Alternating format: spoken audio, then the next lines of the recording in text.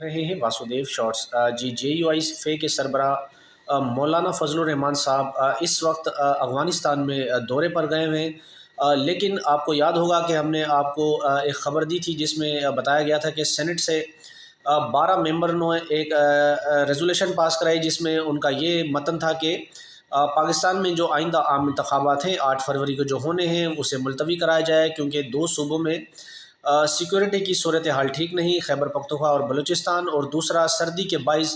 Polling पर आवाम का rush नहीं होगा, और सिक्योरिटी के भी सीरियस कंसर्न उसमें बताए गए,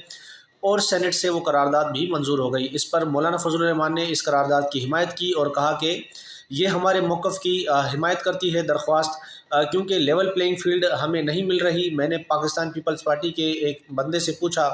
और उनसे कहा कि क्या आप इलेक्शन लड़ने के लिए इस वक्त माहौल बना हुआ है, तो उन्होंने भी ना में ही इनकार किया।